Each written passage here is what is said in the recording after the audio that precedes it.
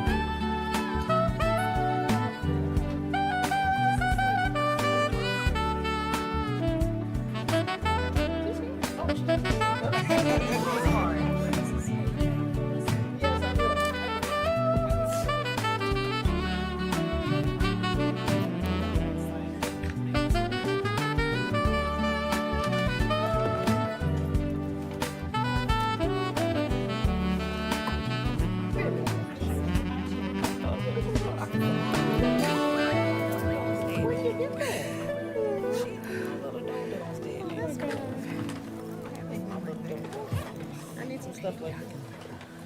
I got a heater. Doing the Zoom. Y'all ain't important.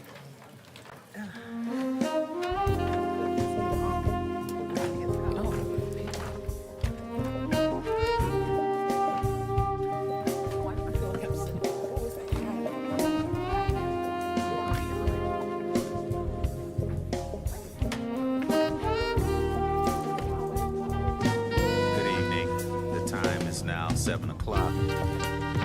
This Tuesday, March 10th, Normandy Schools Collaborative Joint Executive Governing Board meeting is now in session. Good evening, Madam Secretary. May we please establish a quorum for tonight's meeting? Yes, sir. Dr. Petty, Yes. Vice President Pearson, Yes. Director Humphrey, Present. Director Davis-Day, Secretary Taylor. Yes. Director Edwards is joining us via Zoom once we get that going for her, IT. And Director Milton Roberts. Yes. Dr. Petty, we have a quorum. Thank you, Madam Secretary. Would you please join me in reciting the Pledge of Allegiance? I pledge allegiance to the flag of the United States of America and to the republic for which it stands, one nation, under God, indivisible, with liberty and justice for all.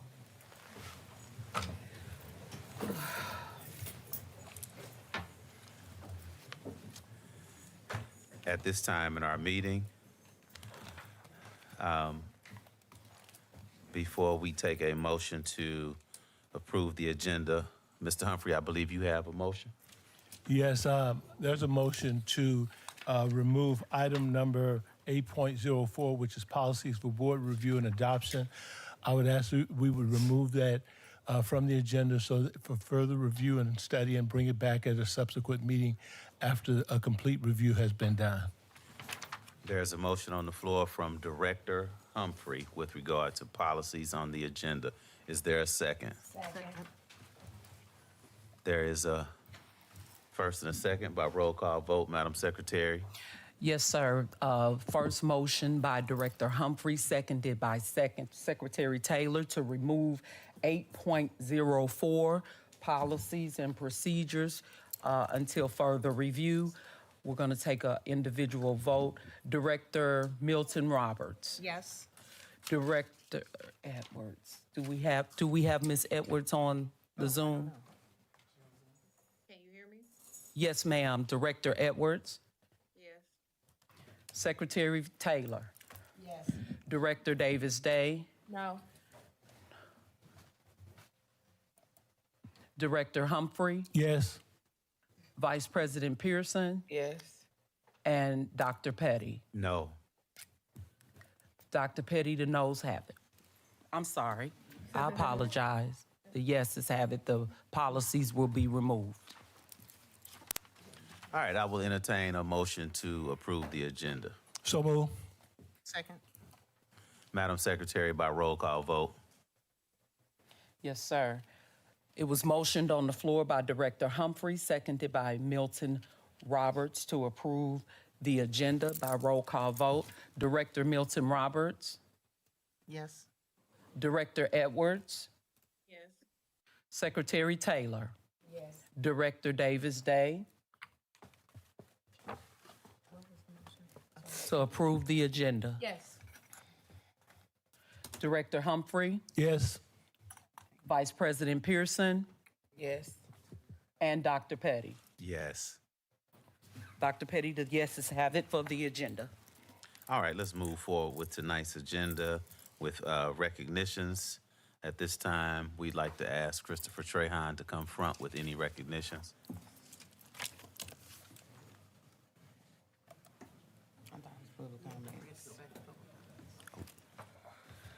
Oh, it's public comments. Good evening, Board President Dr. Petty, Superintendent Triplett, members of the board. Welcome. At this time, we would like to welcome Nicholas Turner and Krishad Sims to the front, please.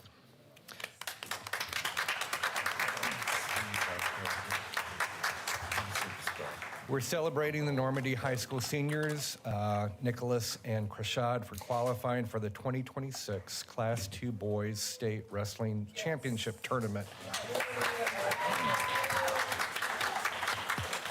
which was held last month. Nicholas earned an impressive second-place finish at the state level, reflecting his dedication and competitive spirit. Through countless hours of training, unwavering discipline, and commitment both on and off the mat, these scholar athletes have distinguished themselves among the very best in Missouri. We want to recognize Coach Dan Redden Jr., who's up there as well, for his tireless work in guiding this outstanding achievement for our wrestling program.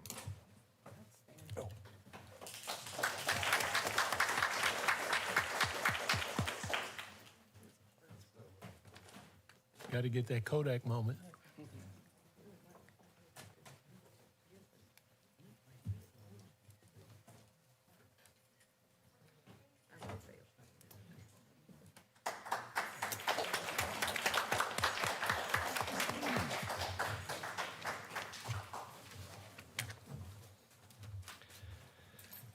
We want to recognize our board members tonight. March is the Missouri School Board Appreciation Month, and we want to take this opportunity to recognize and celebrate the incredible dedication of our Joint Executive Governing Board.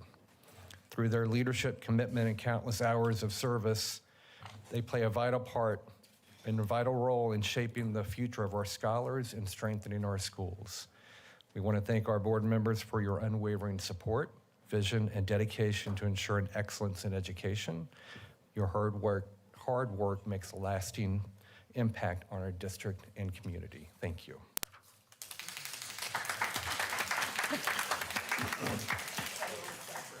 All right.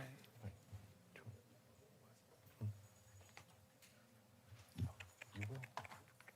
Now? Yeah. Yes, sorry. Go ahead. Good evening, everyone. Good evening. Many of you know me. My name is Cecilia Rigsby. I am the executive assistant to our superintendent and the secretary to our board. And I wanted to take the opportunity just for a few moments to thank our board members for supporting us, working hard, and even driving us to the best of our limits. So can we give it up for our board members, please?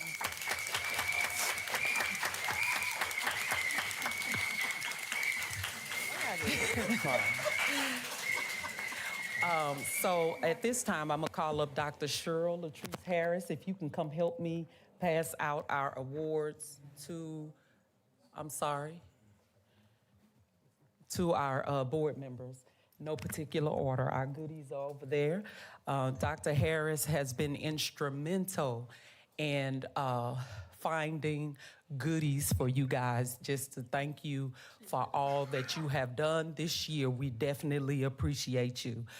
In no particular order, we're going to start with Doctor. I'm so used to saying Doctor.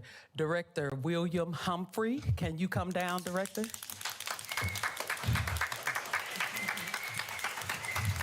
This is our board member with the wisdom. So, Director Humphrey, we thank you for all you do. And Dr. Harris is going to bless you with your plaque and your goodies. We know we have Director Erica Edwards via Zoom, but we want to thank Erica, Director, for her detail and for, stay up here, we want to do a group shot. We want to thank Director Edwards for her attention to detail. So can we give it up to her? We know she's on by Zoom. Thank you, Director. Boy, y'all get some whistles. We want to thank Secretary Violet Taylor. Thank you for all your prayers and dedication that you offer to this district. I believe prayer changes things. So thank you, Secretary. We want to thank our president, President Dr. Petty. Thank you for quieting the storm. Appreciate it. Thank you.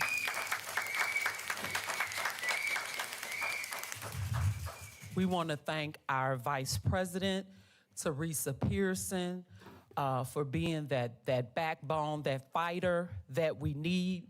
Vice President Pearson, we want to thank you for all that you do. Keep on fighting for the children. Keep on fighting for the district.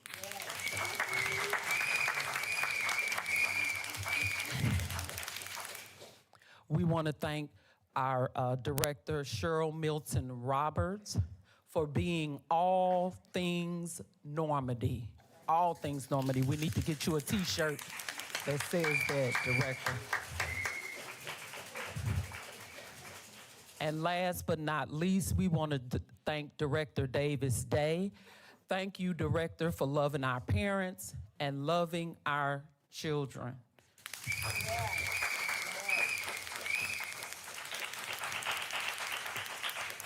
Did I forget somebody? Oh, I got everybody. 1, 2, 6. Okay, I got everybody.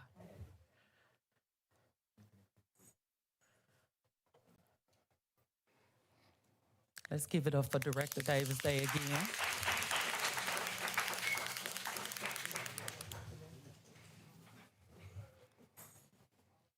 And then we're going to take a group shot and put you guys to work.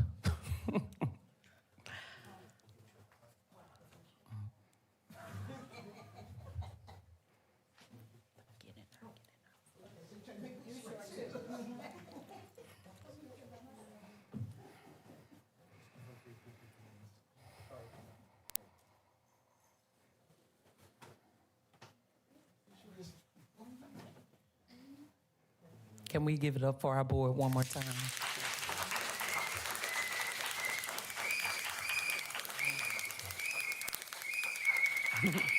Thanks again, board, for all you do.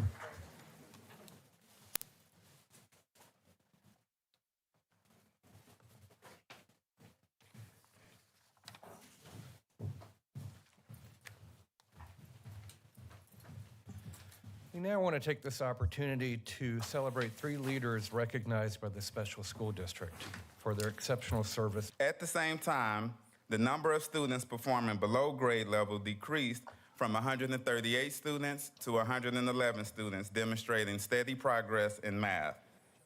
Together, these results show the strength of our early learning pipeline as students move from preschool readiness into kindergarten reading and math success. To support this growth, our teachers are implementing several intentional instructional strategies. These strategies include small group instruction, targeted teacher assistance support, and before and after care school tutoring, allowing teachers to differentiate instruction and increase student engagement. To ensure this progress continues, we are closely monitoring instruction and student outcomes. We support teachers through instructional coaching, solution tree support, and regular classroom walkthroughs. In addition, PLC meetings, data discussions, and student work analysis allow us to continuously monitor progress and make instructional adjustments. Our goal is very simple: ensure every child leaves the Early Learning Center with the reading and math foundation needed for long-term academic success. We are encouraged by the progress our students are making and remain committed to strengthening instruction, monitoring student progress, and partnering with families so our youngest learners are prepared for long-term academic success. Thank you, and I welcome any questions.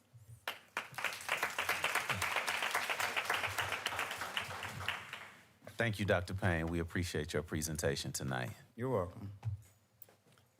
The chair recognizes Vice President Pearson. Good evening, Dr. Payne. Greetings. So I have one question, and that is for the individual in attendance plan. Is that for each individual student? Is it a group of students? How does your individual It's attendance for plan work? a student's family. So when we put a family on an individualized attendance plan, they have to come to a mandatory meeting, and we go through like our attendance contract and expectations, and the parents have to sign it because it's on the parent, not the student, because our students are not responsible for getting to school. It's the parents, so we individually meet with those families. Thank you. My next question is, you sent us some information about placing something. Can you share that with the community? Because I think that they would like to know that also. Yes, so NACCE is the highest recognition an early childhood center can be recognized for, and we found out, I think it was Monday or last week, that our Early Learning Center, we're now a NACCE recognized Early Learning Center. And so by us being a recognized NACCE Early Learning Center, that puts us in position to receive NACCE accreditation. So what I'm gonna be working on over spring break, there's 200 standards that we have to show proof and evidence that we actually do to get accreditation. So I'll be working on that over spring break, and my goal is to submit that before the end of March. Thank you so much. You're welcome. The chair recognizes Director Roberts. I just want you to share a little bit. You had a very busy week, the last week of February. Yeah. Could you share a little bit about some of the things that were going on in your school and the kind of interaction we had with the community during that week? Yeah, so this is our third year hosting our Black History Community Resource Fair and our Black History Project. So what we do at the ELC for Black History Month, we buy all of the supplies for the parents to make a representation of either someone historical in their family, or it could be someone in the world. And so we display that outside of all of our classrooms. And we also host a community resource fair with local vendors in the area. This year we had a total of 40 vendors to participate in the community resource fair, and we had a total of 337 visitors at the resource fair and gallery walk. And then we also had our fatherhood breakfast. This is something that I was really wanting to do since I took the seat at the Early Learning Center, but a lot was just going on. But we were finally able to do our breakfast with the fatherhood support and parents as teachers. And we had almost 100 dads in total to show up. We provided breakfast. And this, we just had an opportunity to have real talk. We just talked to the dads about, how they can be more active in their child's life. They were able to pour into each other. And it was a really nice event. So now we're looking, and I'm putting a pause to this, to do something for the mothers, because I know once I do something for the mothers, it will have to be after school, because it will be about 500 people, 500 people there. So the moms are in their feelings right now, but they'll be okay.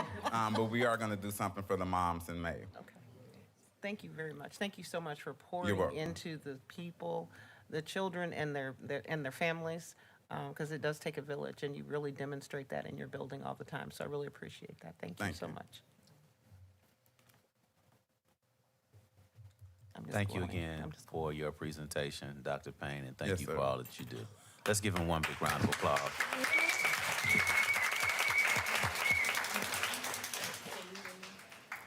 We may, we can. Yes. I had a Oh. question for Dr. Payne. The chair recognizes Dr. Edwards. We're not going to let you get away. I'm back. Good evening, Dr. Payne. I had a question. First, I want to take the time to let you know that I appreciate you and all the work that you do at the Early Learning Center. It does not go unnoticed. I do want to ask about the trend, the possible trends that you see in the individualized attendance plan. Do you see trends of transportation issues or just other family issues in general that is a hindrance to the attendance for our children? It's a number of things because when you look at our 90-90 is okay, but it's our proportional attendance. Overall, for our families, one of the biggest things with us having the youngest learners, you know, the wintertime is just sickness. Like, it just runs through our building like crazy. And some of it is transportation issues. Some of our parents have a hard time getting their kids to school due to not having transportations. But with some of the wraparound services that we provide, and I just love begging people for assistance. You know, with some of our families, we are able to get like Uber gift cards and things of that nature. So it kind of just depends. You know, usually this time of the year, sickness is like our number one reason why our students are absent a lot. But then after that, it is transportation issues. Thank you. Thank you. Our hearts and minds are clear. Superintendent?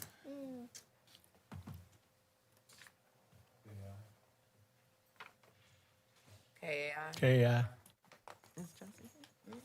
Oh, there he is. He's behind the I don't door. think he heard you, but he's coming now.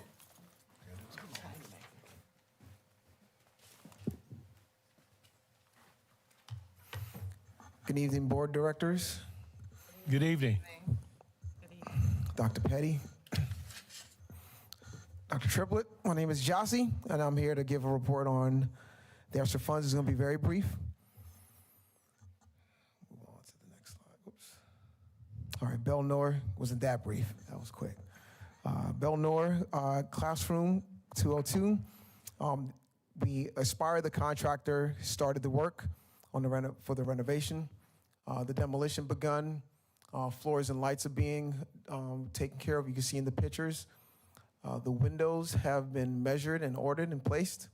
Submittals for the light fixtures have been approved by our team, and the schedule to paint the hallways will be the week of spring break while students are away.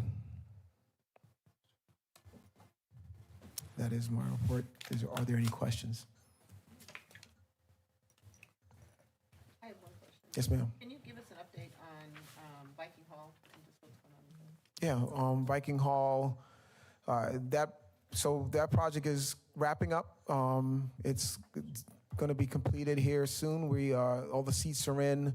I think you guys know that the basketball team was able, not the basketball team, sorry, the basketball events were there, and right now we're wrapping up on all of the concession stands, getting through our permitting for the food servicing, and the project is moving right along as planned. Yeah. Yes, ma'am. when do you expect the completion of Viking Hall? That's scheduled to be completed by the end of this month. Thank you. All right, thank you, Mr. Haynes, for your presentation. I do see that we have the principal from Bell Noor here, and we just want to acknowledge him because it's difficult to hold school while construction is taking place in your building, and he's doing a great job, a great balancing act of making sure that there's no interruption or disruption to student learning. So please join me in recognizing the principal, Dr. Dwayne West. Thank you. Superintendent.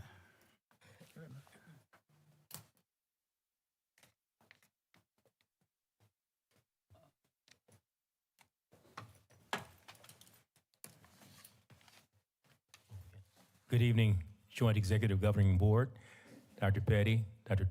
Triplett, and Normandy Schools community. I'm going to take a few minutes to give you an update on our financial position and results of operations through February 28th, 2026. Actually, let's put the first document up first, okay? We've been, over the last few months, looking at basically a cash flow analysis report on the district's financial position. We ended the month of February with roughly $9.3 million in our savings in our operating funds, which would be our general and our teachers fund. That equates to roughly an 18.05% fund balance reserve. Again, we've had, the minimum requirement in the state is 3%. We are looking at projected expenditures for the month of March, coming in at 6.1, just under $6.2 million, made up largely of benefits and salaries, some debt service payments, as well as purchase services and supply purchases, et cetera. That, being all told, would reduce our fund reserves to $3.1 million, or roughly a 6.06% fund reserve balance, which is twice the 3% minimum. But then we have to add back the revenue that we anticipate receiving in March. We anticipate receiving $7.2 million in revenues from St. Louis County, in addition to state foundation formula monies. That's going to boost our fund reserves up to roughly about $10.3 million, or roughly 20.01%. Moving down, looking a little bit further into April, we anticipate having about $4.2 million in expenditures that we will incur. Again, this is a projection. And in addition, that brings us down to about a $6.1 million reserve, or just under 12% at 11.89%. But that's before adding associated revenues that we anticipate collecting in April of about $3.3 million. That's going to boost our fund reserves back up to $9.4 million, or roughly an 18.29% fund reserve percentage. So we can see that the financial position of the district is fairly solid as we project through the upcoming months. I do want to point out, we anticipate receiving, and this was a question that Dr. Triplett and Dr. Petty had asked and wanted us to talk a little bit about, but we are anticipating receiving about $23 million in property tax assessments on current property tax monies coming in. We've received about $16.3 million of that, so we have another $6 million to $7 million or so that we anticipate in upcoming property tax receipts coming in on residential property, commercial property, et cetera. And so, again, the district is in a solid position financially. We're going to look at and take a minute or two to look at the second document. Okay. Thank you, gentlemen. Again, as I've mentioned, our financial position at the beginning of the year, July 1, was about $17 million in reserves. We've had revenues that we've incurred or received year-to-date of $44.7 million. We've had associated expenditures of about $43.9 million, resulting in an ending fund reserve of $17.9 million. That overall is a 26.39% overall fund reserve, and as I had mentioned earlier, an 18.05% fund balance reserve in our operating funds. Some things that we're currently doing on the financial side: we held, of course, the budget workshop. We really appreciate you, the board, and your participation in that event on March the 3rd. We are preparing and we've compiled your questions, and we will have answers to those questions at our March 24th meeting. We continue to work with the Highland Fleet on the buses coming in. We've had a delay in the receipt of those buses.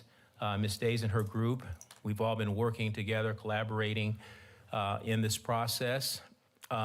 We continue to move forward with the completion of the ESSER 3 construction projects at the high school, and as Mr. Haynes, Jossie Haynes, pointed out, that's moving toward completion.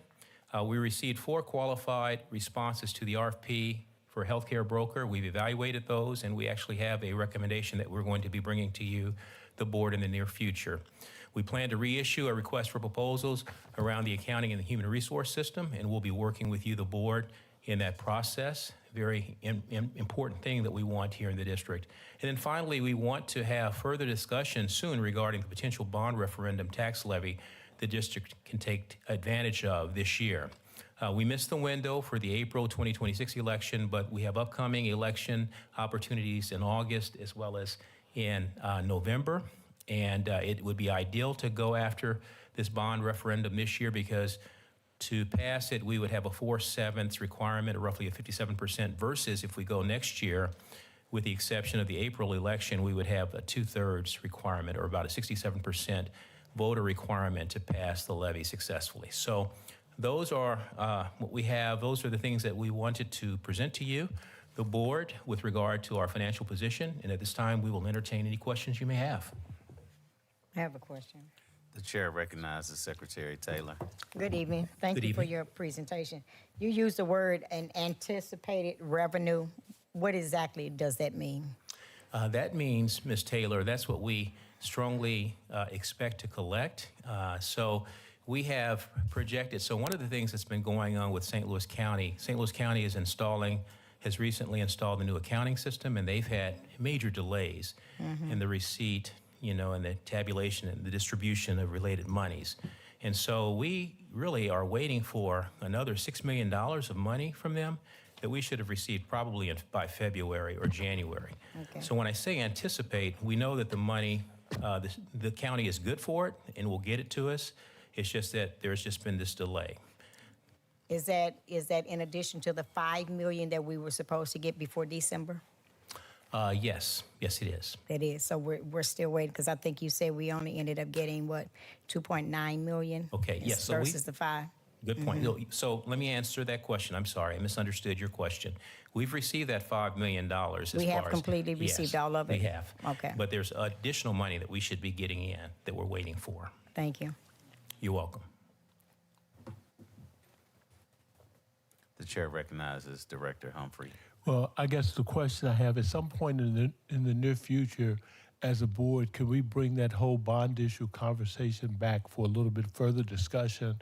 Because I think it's very important, number one, to look at the bond issue, to have some conversation around how do we believe it would be value added to the district, what kinds of things we will net from that. And then most importantly, we need to make sure that we have the board buy in and vote to move forward with it, whether it's August or November. So I think in the next couple of weeks, months, whatever the timing is, we need to have that conversation. So, because I know that there's been some conversation in the community and things like that, but we need to really shore up what our talking points are relative to timing. When does it make the best sense to move ahead with that? That's pretty much all I have. Yes, sir. The chair recognizes Director Roberts. I just wanted to follow up on something. So at our last meeting, we were asked to gather some questions and such to give to you, and I just wanted to confirm when we would get the responses back for the questions from the board workshop. So we are going to have those questions. We've compiled that list, and our intent is to have answers to all of those questions by our March 24th meeting. Can I ask one other question? In the interim, have we identified funds that we can use to put toward the accreditation plan, specifically toward tutoring, summer enrichment, all the things that we've been talking about? Because that's something that we need to do sooner rather than later. So have those dollars been, identified, and have those processes been put into place? So, great question. We have the budget amendment that we'll also cover on the 24th in further detail. With that, we had a savings, a reduction in expenditures of about $370,000. In addition to that, we had increased revenues that we anticipate bringing in of over $1 million. So with that total mix of savings, et cetera, we should have sufficient funds to redirect some funds in other locations. But again, that's the superintendent's direction, and we will be abiding by his direction. Thank you. You're welcome. Director Edwards, did you have questions for Carlton Brooks? Thank you for recognizing President Petty's not at this time. Thank you, Carlton Brooks. We appreciate your presentation tonight. Thank you. Superintendent? Good evening. Good evening. I just want to provide you with an update on the accreditation plan in summer school. So, we started our accreditation plan when we returned back in January. And the first big piece of the plan was to make sure that we had people trained enough to where they could start implementing the processes and protocols. Additionally, the district crafted what we call an MPI assessment and common formative assessment, which were made of those MAP and ELC release items, because we know that will give us the best chance at performing, especially having questions that are made like the questions that are on the MAP and ELC with the same language. So in January, we had our first MAP assessment, MPI assessment, and it didn't go well. It didn't go well because of our participation. Our participation was really low.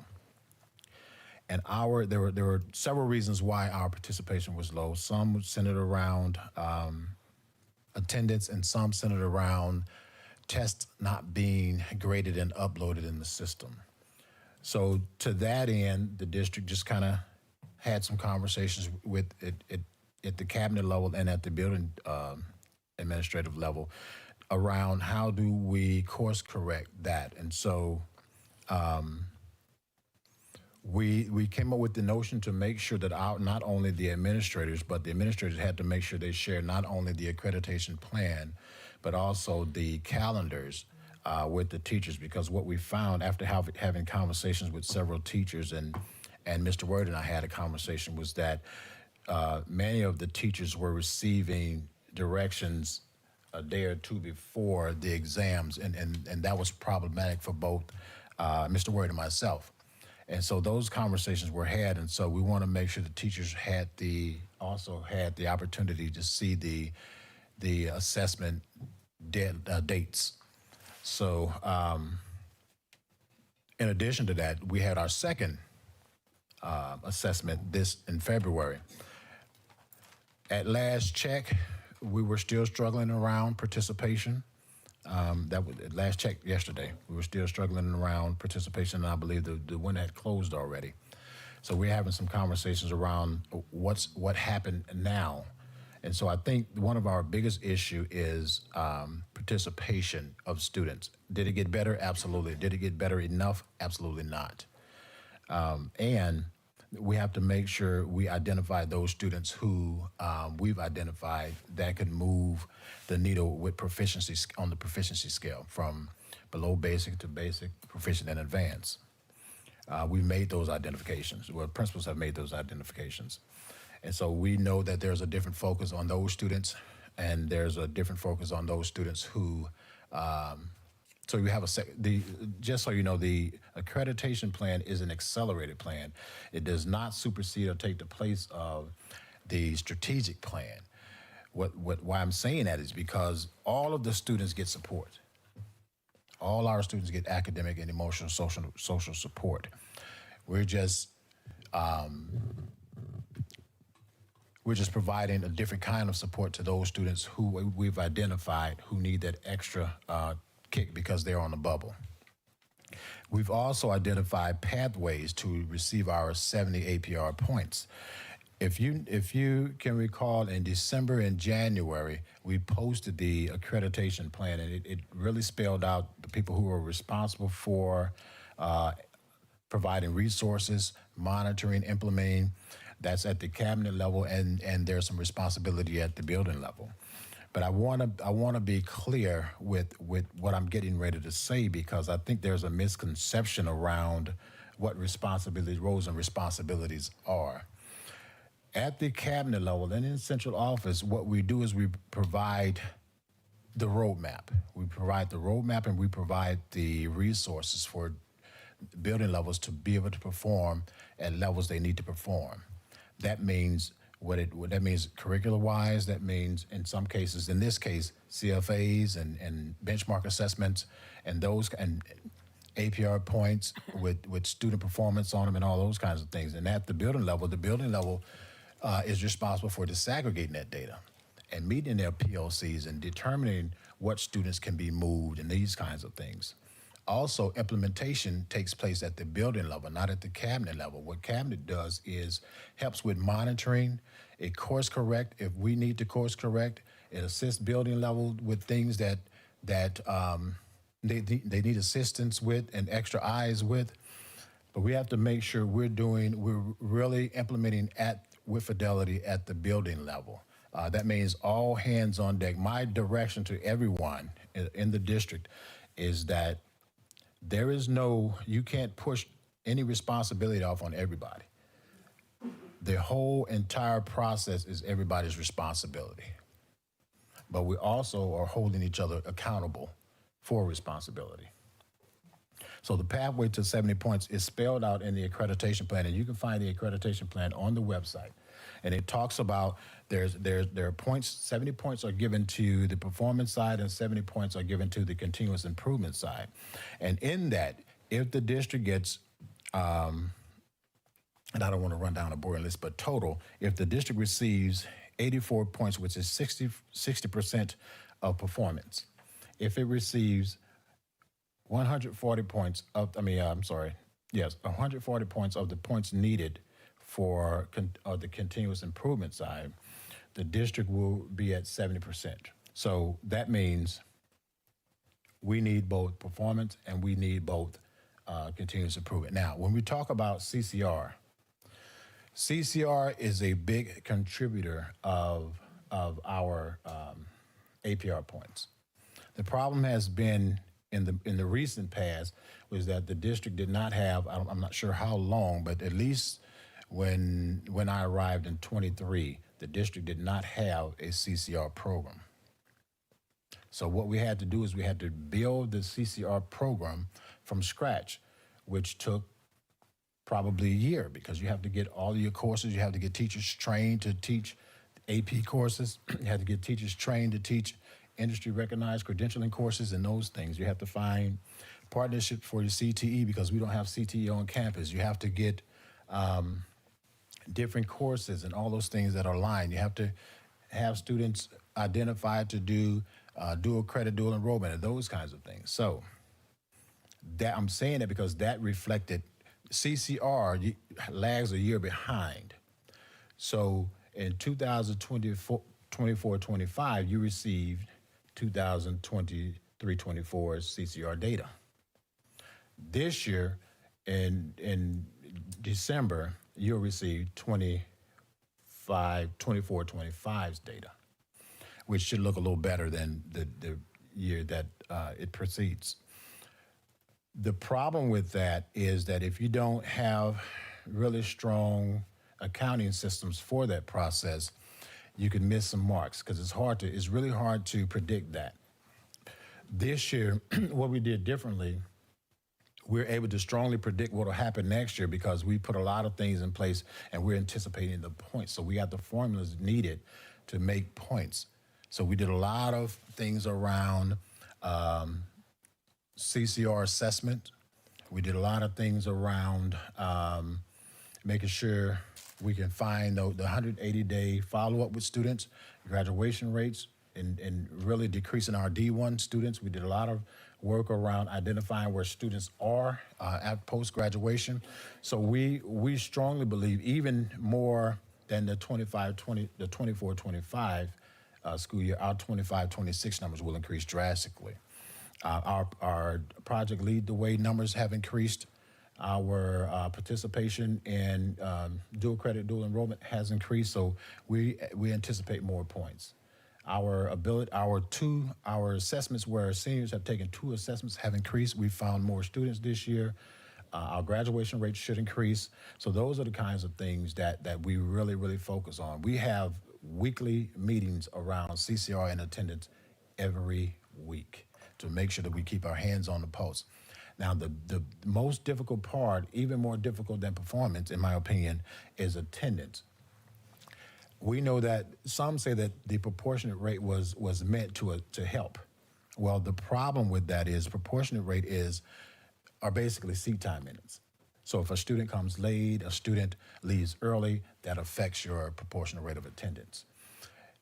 CCR, when we had 90-90, It just cared about enrollment. It just cared about attendance. If you came to school, whether it's late or not, you still got credit for being there that day if you arrived at school at a certain time of the day. So proportional rate, if you have a student who's leaving, we're trying to make sure that when we code, if we use tardy or if we use cut, it doesn't count against us. We're trying to figure out if that's the case too, because that takes away from seat time minutes. So we're trying to just kind of we're having some meetings at the state level. We're having meetings with our surrounding partners who also use Power School to make sure that we're all on the same page with regards to our reporting. The other thing that we've done was we made sure that we had check and balances in place with regards to data submission and the right submission, and making sure that when we have that window open to make edits, that we review all of the edits. So that data is scrubbed, is washed, is seen by a committee of people now instead of a person or two, to make sure that we have all those things submitted. Now, and I just want to combine the two, and you all can ask the questions as you see fit. Summer school, as updated yesterday, I believe we had roughly 100 students enrolled in summer school. The regular school year, 26-27, is open, and I believe we had about 5 new students and 5 re-enrolled students. What we did differently for that is that we kind of, not necessarily watered down, but we made the enrollment process easier so that parents won't have to prove as much to enroll their children. We've also, we're increasing visibility, not only visibility at the district level, but at the school level with marquees and flyers and all those kinds of things around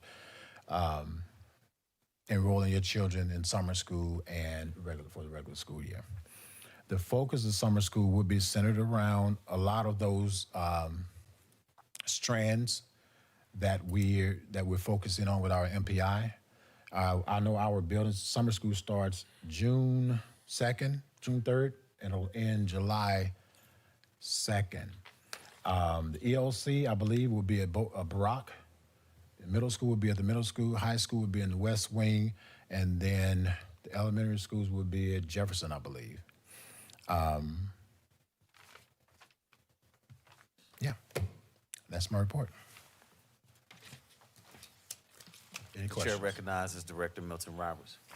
Thank you for your report. I've got a couple questions. So, and I'll actually kind of work backwards. You were just talking about summer school, and you said you have about 100 students enrolled, and on regular school, you've got about 5 new and 5 re-enrollments for a total of 10. So I guess my question really is, when we spoke last meeting, the information that you gave us was that probably 2/3 of the students needed to go to summer school because we were trying to make that navigation from them being 2 to 3 grade levels behind to getting them on grade level, and that there was going to be mandatory attendance for some of those students. So if you've only got 100 students enrolled, how does that math work? And then secondly, do you have the resource, if 2/3 of the students show up, do you have the resource to actually support that? I believe we have the resources. We just have to continue to work hard to get students enrolled and make it easier for families to enroll. So we have to do more, not only at the district level. We have to do it at the building level and the community level. Our communications officers has been charged with having continuous conversations, not only with the building levels, but also our community partners who touch a lot of families, such as the Legacy Center and Beyond Housing and Impact Network and those kinds of community partners to assist us with reaching out to parents for enrollment. I've also had conversations with our communications department around possibly handing out handbills and flyers and those kinds of things, and going to the library and those kinds of places where people frequent. So those kinds of conversations have been had as well. So, but they've been had recently. So I'm looking forward to seeing what the update is with regards to that. I do want to say this, Ms. Milton Roberts, because I know tutoring is a big thing with you. We are really struggling around finding a tutoring entity that does not do tutoring virtually. Right, that And I'm just not a fan of tutoring virtually because our students need hands-on, need to be touched. But what we have is we have a commitment from our CNI team. Our instructional coaches are going to do some pushing in and some pulling out and coaching people on how to do those things. So we got all hands on deck where we're trying to do some extra things with our students. Also, we've had some conversations with our team with the principals. We do know that some of our SSD staff are in our PLCs. My challenge to them is to principals is to allow those SSD team members to become more vocal, because SSD, in my opinion, when you have to deal with students with special needs, they're the best when it comes to differentiated instruction and knowing what in-class interventions look like. Because when I walk to school, we see a lot of whole group instruction, and we know all of our kids are not performing at the same level. So what does in-class intervention look like? So that's where you get the bulk of your students. And so those are conversations that have been had. And so it'll be interesting when we visit our next PLCs what that look like. So to kind of piggyback on that, I hear you when you say that in-person tutoring is the best. But from the last conversation, we had identified that there were 5, and now you're saying some additional people, so maybe 10 people to take care of 2,700 students. So there are opportunities for online tutoring that identify a specific educator that works with a specific child at a specific time on specific materials via the library. There's opportunities through Teach for America. They have a whole program like that. There's the ARC tutoring and so forth. And so I hear you, because it's always ideal to have somebody sitting next to you and working with you. But given the criticality of our need, okay, it seems as though we would try to kind of create a hybrid version. Well, utilizing some of these resources plus the university. So let me solicit your help then. So give us that list and we'll check it out. Okay, because we hold this good information, and we need that information. I'm happy to work with you. Thank you. Okay. The chair recognizes Director Humphrey.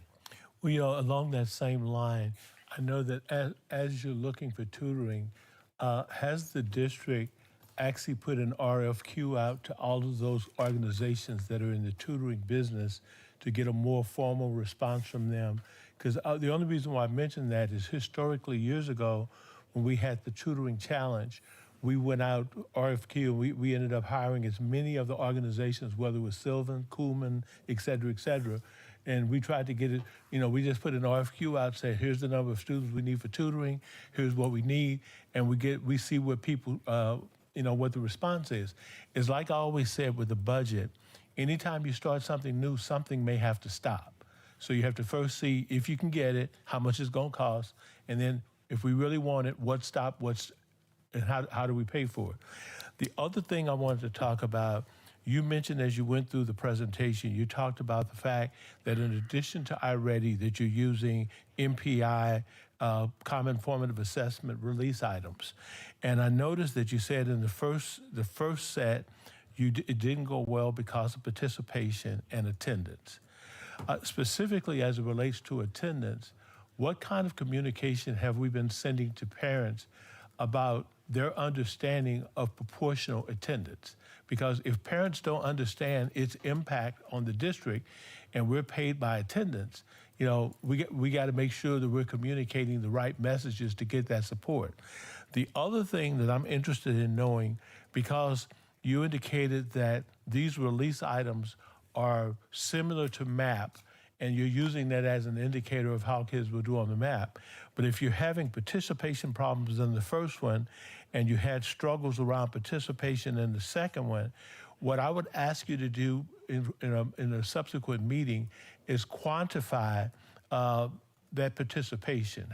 How many students, do we have, because at some point we have to put a number to our progress. Yeah, I quantified that either last month or in my evaluation, it was quantified. Okay, well, yeah, I just need to go back and actually understand that, because clearly if there's a struggle around participation, you can't get a clear assessment if kids are not showing up and they're not doing what needs to happen.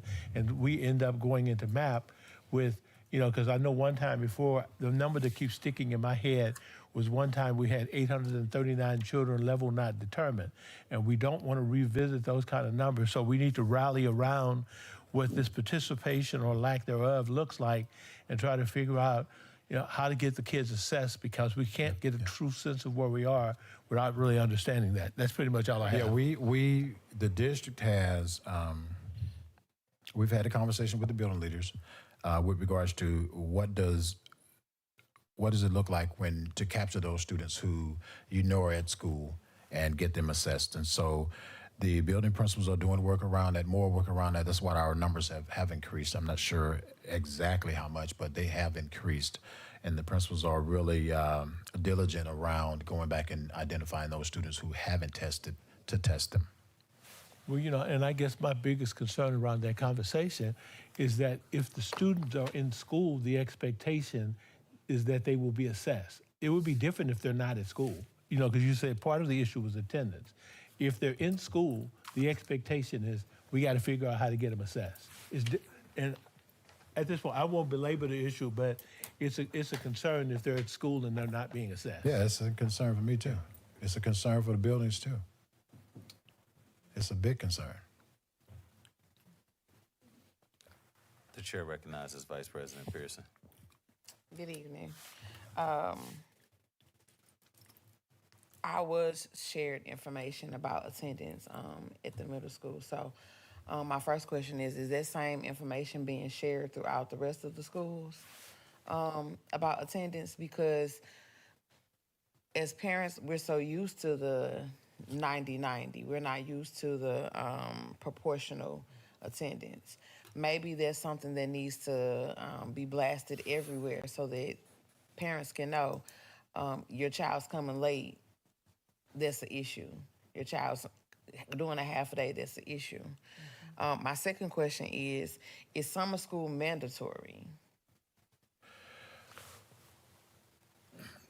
You can't really make it mandatory, but you can say it's open for all. And I say that because you can't mandate a person to do summer school. You just can't. But we hope that the numbers increase, and we hope that students access summer school and take advantage of it. But to say mandatory, I don't think we can mandate that. I think with the whole, I guess, No Child Left Behind, all of that really sticks it to our students. And not just Normandy, but a lot of the urban students, because if they're not being, when I was in school a time ago,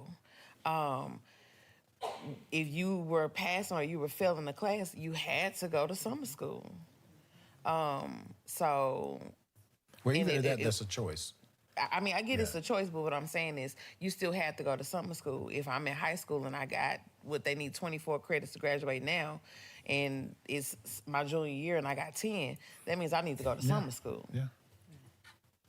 I don't know if there's something that we need to go up in Jefferson City and say, hey, we need to make it mandatory, or do we need to have our own standards like the ELC and say it, something that we can work on in the future. Yeah, so that's a really bigger conversation, because now you're looking at, if you mandate, what are consequences? What are all of the, so you got to look at what consequences are going to be, but that's an automatic conversation that consequence that you don't get credit. I mean, but is that really a carrot to dangle? No.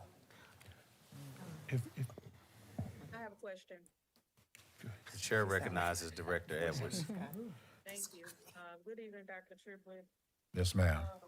I have a couple of questions. You spoke about the participation of students. Can you explain exactly what that means when you speak to the participation of students? So there's a couple of things. We can only score what's in the system. So there's a bucket that's labeled participation.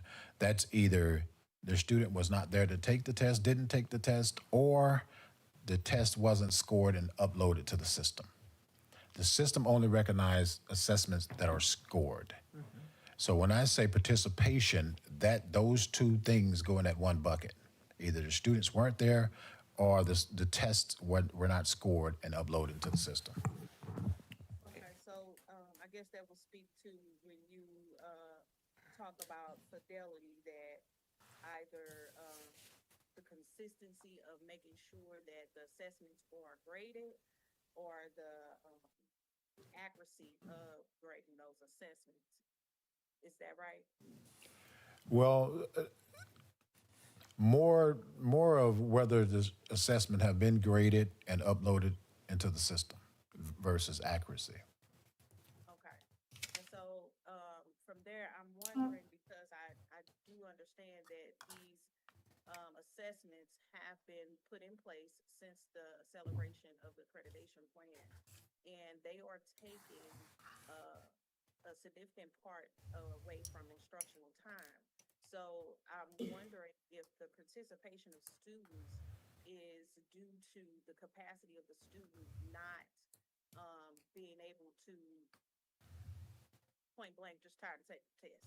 If they taking tests all the time, I'm wondering if the participation is to more so that they're tired of taking these tests more than 50% of their school day. Well, I don't. I'm. Let me say this: there's a window for every assessment, including state assessment, including benchmark assessment. There's always a window. The window, I believe, for the MPI assessment, I think is 2 or 3 days, and then they get a couple of more days to teachers can grade and upload. With regards to excessive assessment taking,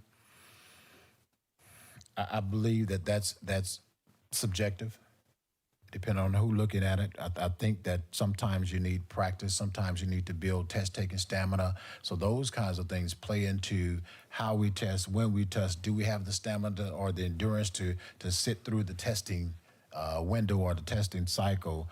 What does test preparation look like? And all of those kinds of things. So all of those things play into our students being able to have the endurance and stamina to take assessments.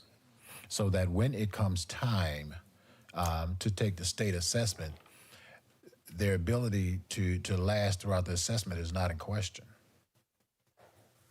And I understand it. I thank you for that perspective, but I'm just concerned that with the assessments being given, that they are not accurately capturing the skills that's necessary for the MAP testing versus building the stamina for the students to test.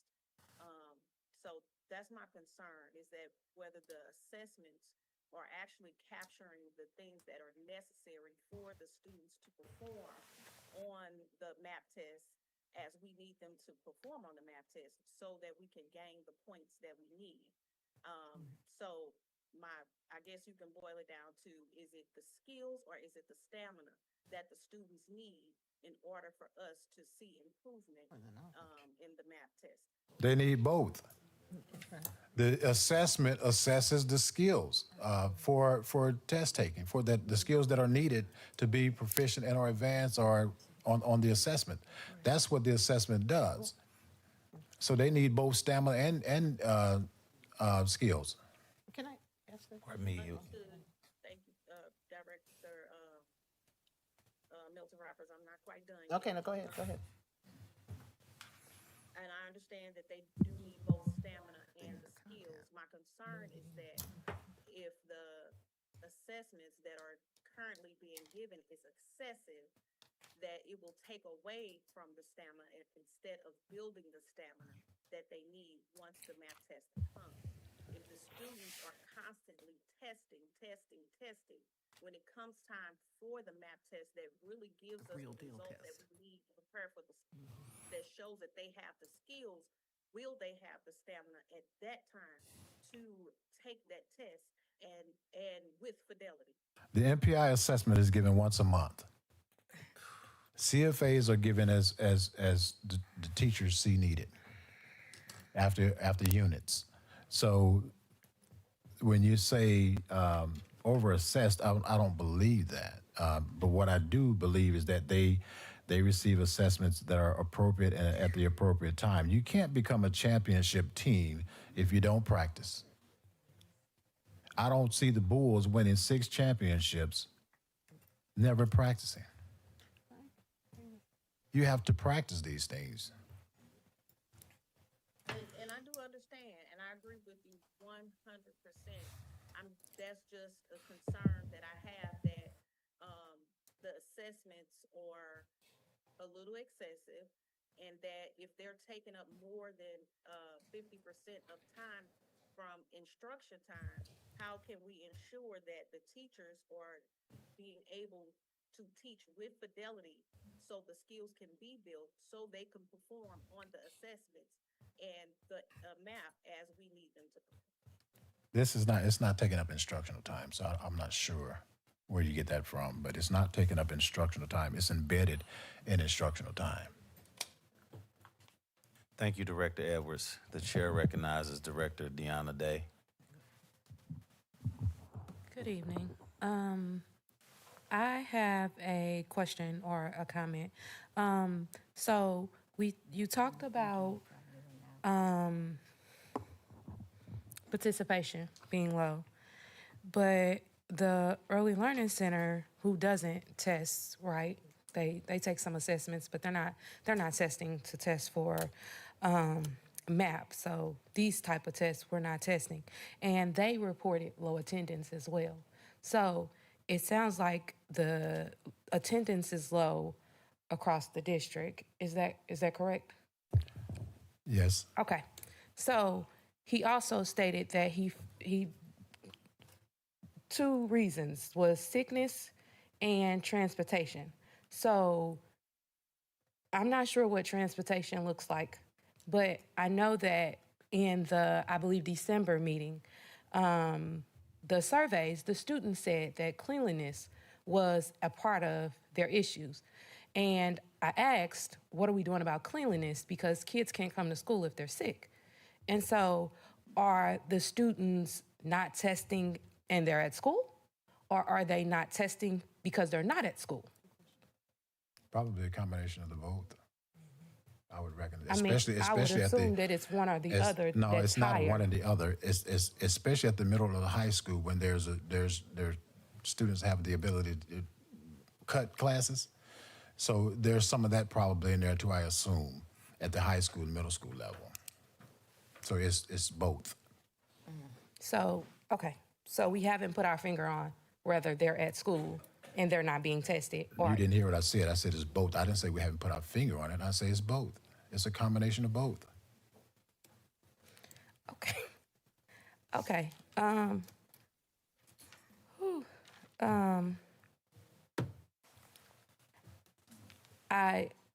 I believe that my issue here is that in December, the kids brought up that sickness was an issue. And now we're seeing it literally play out in real time, that it's affecting our numbers, that it's affecting whether or not we're going to probably receive the points that we need. It could be affecting whether we receive the points that we need for accreditation. The second point is, the second comment, question, concern is that what Director Edwards is asking, I asked, I believe, Mr. West, how often were they testing? Back a couple months ago. And it seemed excessive, and I brought it up then. And I second what Director Edwards is saying, is that you can test, but when you test for something, you have to know what you're testing for. And so if our kids don't have, because you're already testing already, and so if I already showed you that they don't have the content, they don't understand what's being asked of them, then you're not building stamina by testing them over and over again.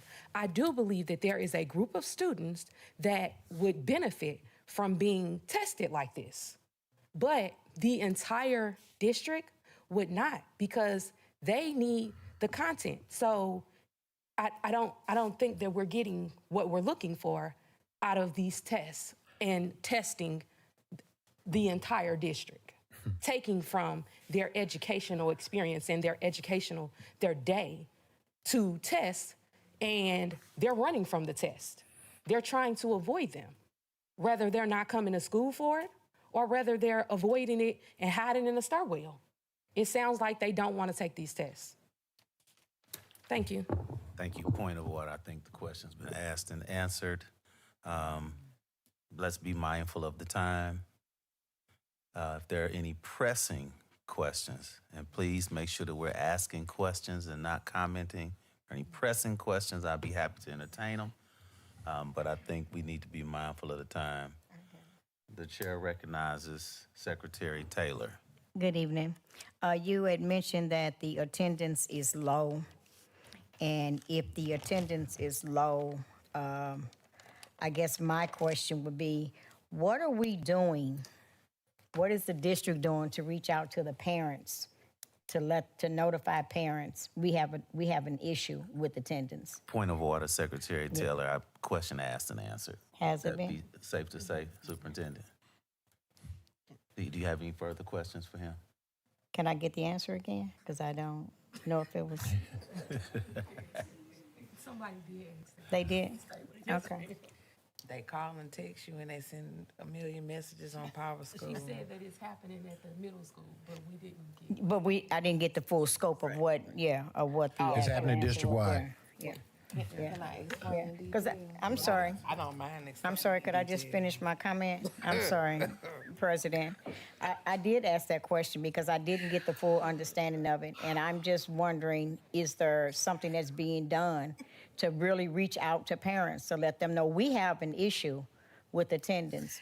And what are we doing overall as a district to really reach parents? Because I think Dr. Payne made the comment, the children can't drive themselves to school. So we really need to figure out a way to make sure that the parents are really aware. Oh, and I'm sorry, I do apologize. When the commissioner came and told us the state of our district, and she explained how critical, we're in a critical state, is the community or the parents aware that the state that our district is in? That's my question. Thank you, Yes. President. Yes, the answer is yes. They are? The chair recognizes Director Humphrey. Okay, I want to go back to a topic that was mentioned, but it was very nebulous, and that is that the student survey said the buildings are not clean. We cannot address a generality. So what I would ask is that if any building principal, has a building that's not being addressed, that information needs to get to the superintendent so some meaningful action can happen. Just saying that the buildings are not clean and not saying what the issue is, we can't fix that. So we need to quantify that so we know what we're talking about. That's what I want to say. Thank you. The chair recognizes Director Milton Roberts. I have a really simple question, I believe. I keep hearing we're asking the principals and the teachers to do something. And I keep hearing, what are we telling the parents? The people that have to take the test are the students. So what I would like to understand is, what's the communication plan to the families and the students? And what are we doing for the students to make them understand the importance of it and why they should not just bubble down on the test and so forth? Because I just keep hearing all these things we're doing to people, and we're not talking about the children and how the children are receiving what we're doing to them. Last thought, and that is, when you talked about communications, you said, well, we're looking at this particular critical point in time, it seems as though it might be appropriate to have a district-wide plan that really dealt with Power School, robocalls, flyers going home, the marquees on our schools, not Facebook and all that, but trying to really get at how do you tell the parents what's going on, what support you need, and then the kids can see that as well, and them understanding where they are and what it is that you need them to do. Because it seems as though the missing link is the children. We keep talking to everybody but the people who got to take the test. Okay. Thank you. Thank you, Superintendent. At this time, we will move on to item 8.0. I will entertain a motion to approve the consent agenda. So move. It's been moved and properly second by roll call vote. Please, Madam Secretary. Yes, sir. I'm sorry. I have my mic on. I apologize, President. It's been moved by Director Humphrey and seconded by Director Edwards for the consented items. No particular order. Director Milton Roberts. Yes. Director Edwards. Secretary Taylor. Director Davis Day. No. No. Yes, ma'am. Director Humphrey. Director Humphrey for the consented items. We removed the policies. That was a- Well, that's what I was looking at because we're going back into executive session. I'll entertain a motion to remove the personnel 8.06 so that we can approve the consent agenda. Is there a motion? Second. Madam Secretary, by roll call vote. Yes, sir. We have a motion by Pearson's, was they Pearson? Yes, ma'am. And seconded by Milton Roberts to remove the personnel by roll call vote. Director Humphrey, Yes. Secretary Taylor, President Yes. VP Pearson. Director Milton. Roberts, I apologize, Cheryl. Director Deanna Davis Day. No. No. And Director Edwards. Can I get some clarity around, I understand that we're moving 8.06, but the last motion did it fail or, Yeah. No, it hasn't been carried through yet. okay. And actually, the yes is on the floor. President has it, no matter how Director vote. So we just need your vote, Director Edwards. I abstain. Thank you. Okay. The yeses have it. And now we can do the consented items, Yes, President. that's correct. I think I had already a motion. Yes, sir. We had it motioned by, Point of order, please. It don't matter. Go Yes, thank you. Thank you. President, it was motioned on the floor by Director Humphrey, seconded by, I think it was Pearson or Milton Roberts. Milton Roberts. I'll jot that down. By roll call vote to approve the consent agenda. Yes, Madam sir. Secretary. Yes, sir. Director Humphrey, Yes. Director Edwards, Abstain. Secretary Taylor,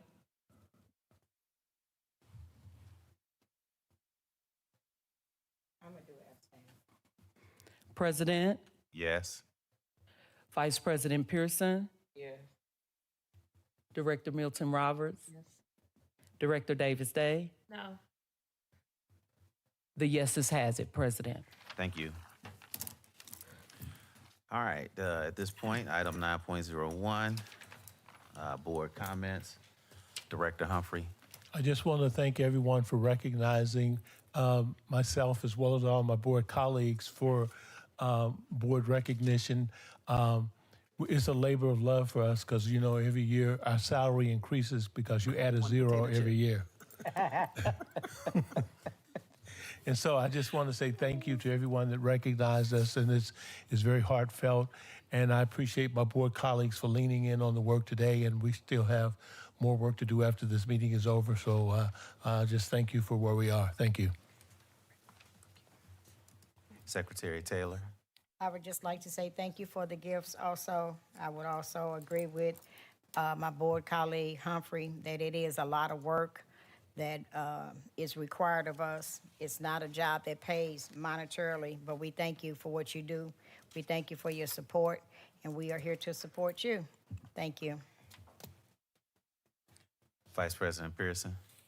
Good evening, everyone. Oh, my microphone not on. My bad. Sorry. I had the pleasure of attending the gallery walk at the Early Learning Center, and my favorite exhibit was Michael Jackson. and it was so cute that I took a picture of it. But anyway, it's great to see that that legacy is still being held. If we could just move it up to our higher schools, we will be right on target. We would be great. The hiring fair was held this weekend, which was, from what I know, was a good turnout. So hopefully we could get great candidates to build our school up. I want to touch on a few things from legislature.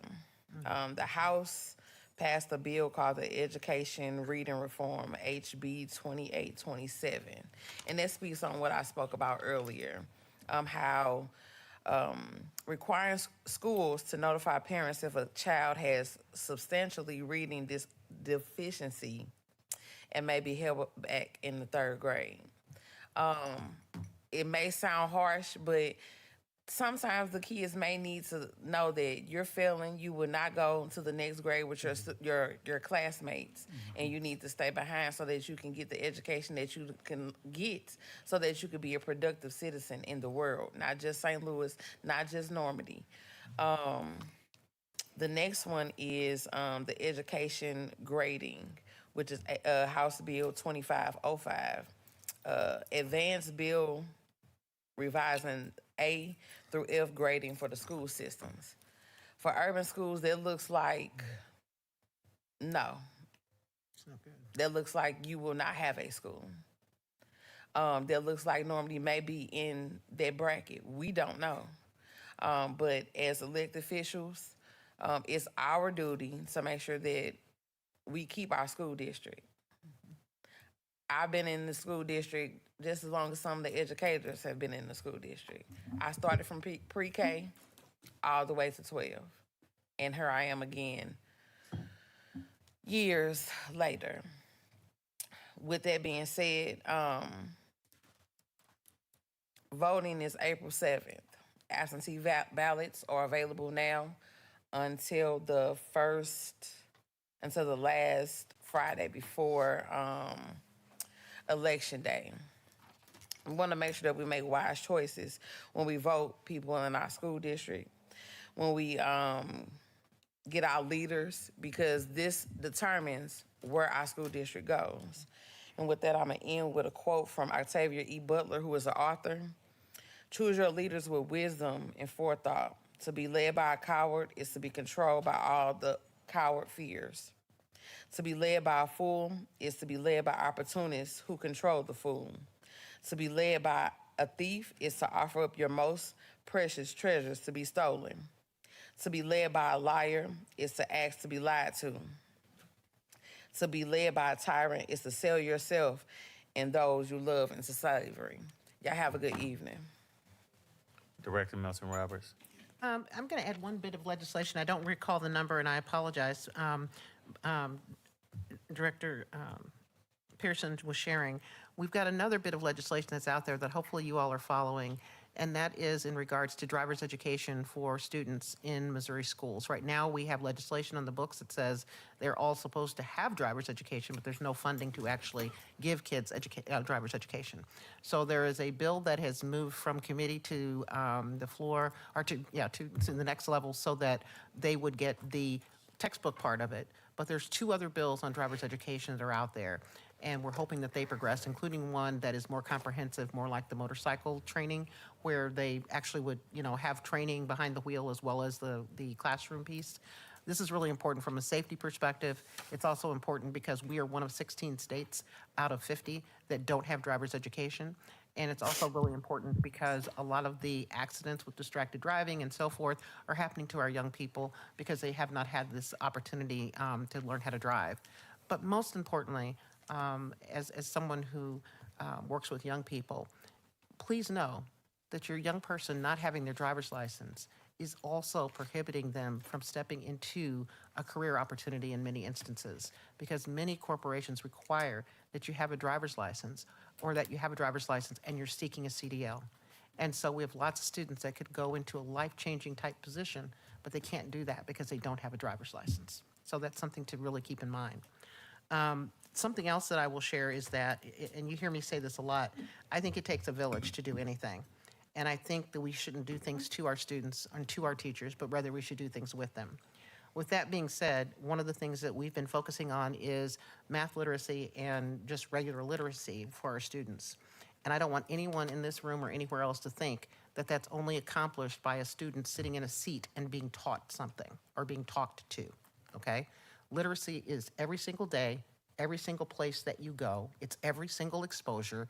It's literally anything and everything. If you're driving down the street, it's have your child read the street signs. If you're in the grocery store, there's colors, there's shapes, there's numbers, there's all kinds of stuff. So we need the village to really help us with our kids with literacy. The other thing that's really important, and there's statistics out there that show this, is that one of the things that keeps our young people from doing as well sometimes as we might like is their lack of exposure to lots of different things. We need to get in the habit of really exposing our kids, okay? And so I'm gonna ask the superintendent, and I'm gonna ask Mr. Trahan, and I'm gonna ask the folks in curriculum and instruction to help me and to help us by making sure that we're putting opportunities out there via Power School and other things that are pushes, not pulls, but pushes, so that our families know what resources are out there to help them to support their young people in their learning. Today I had a few minutes. Just so you know, if you don't know, UMSL has the Bridge program.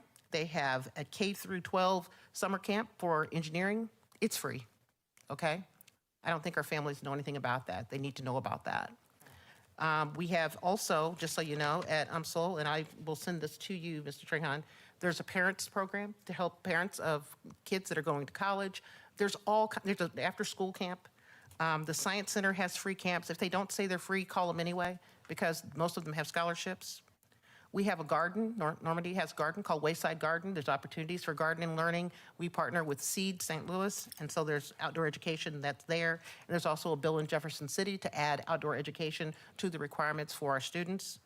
There's a website out there called Blueprint for Summer that is a comprehensive site of all the programs that are out there. Again, if you think I don't have the money for that, look at it anyway, because many of them are scholarships. My daughter's first camp that she went to at SLU, she got to go to a medical camp. She was stitching cadavers, don't ask, okay? But she's now a scientist. The St. Louis County Library, everybody should be tapped in. We as a district need to be tapped in. They have free tutors. They have a literacy program for their families. They have toolkits, all kinds of things on literature. The Legacy Center is out there. They do wonderful programming.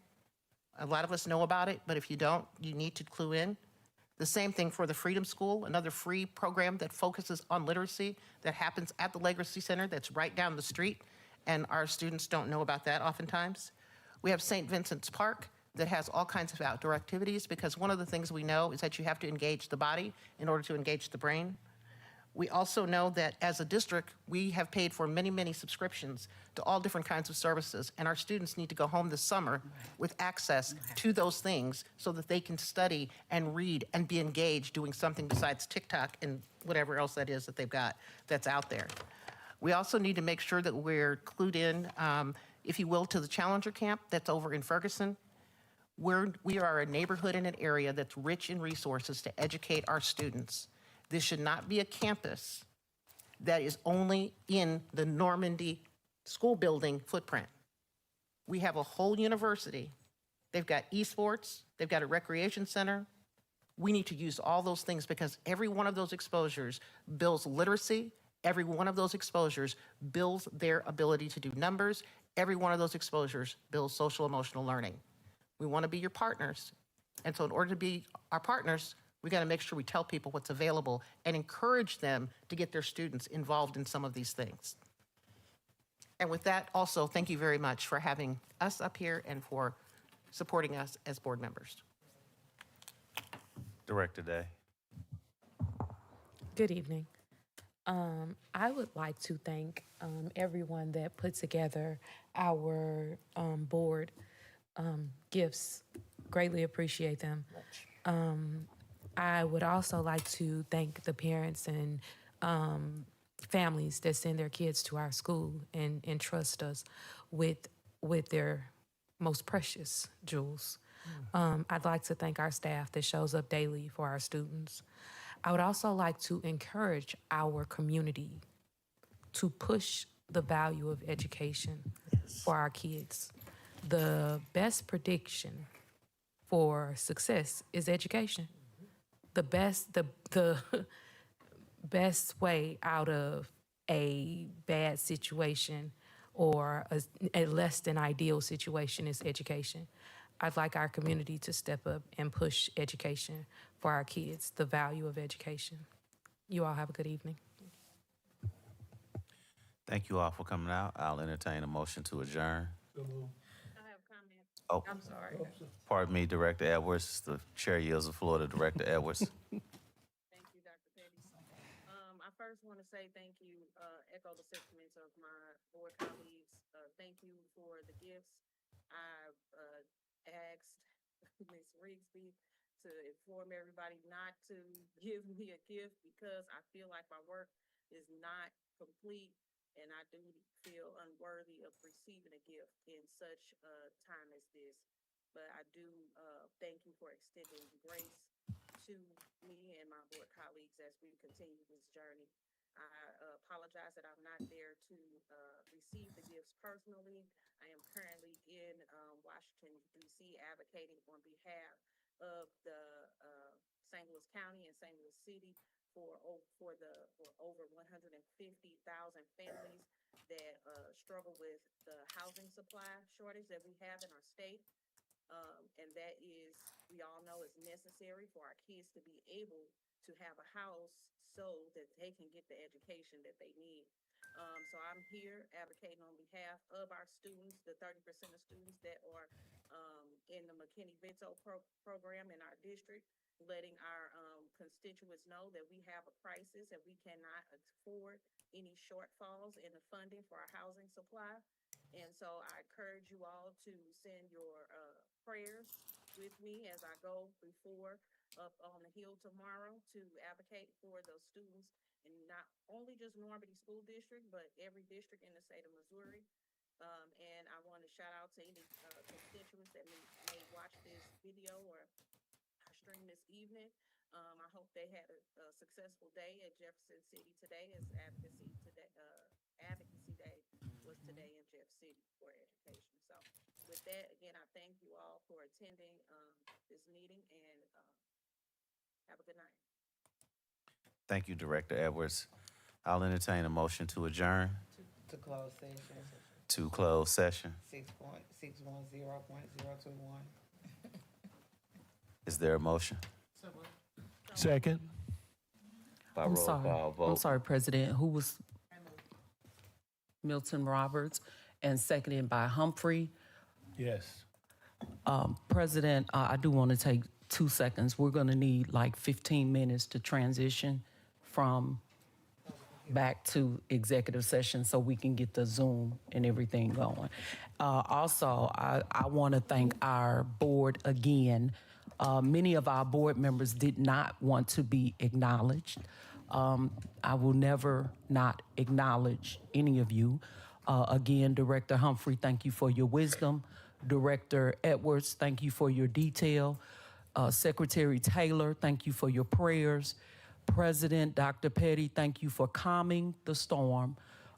Vice President Pearson, we thank you for your fight. Keep fighting for the community, the children, and the families. Director Milton Roberts, thank you for being all things Normandy. And Director Davis Day, thank you for loving our parents and loving our scholars. That's what I see that you all bring to the table. With that being said, we'll take an individual vote as to moving into the executive session to discuss personnel. Individual vote in no particular order. Director Milton Roberts. Yes. Director Edwards. Yes. Secretary Taylor. Yes. Director Davis Day. Yes. Director Humphrey. Yes. Vice President Pearson. Yes. And Dr. Petty. No. No. The yeses has it. President, please allow us 15 minutes so we can transition you guys. Thank you. Yes, sir.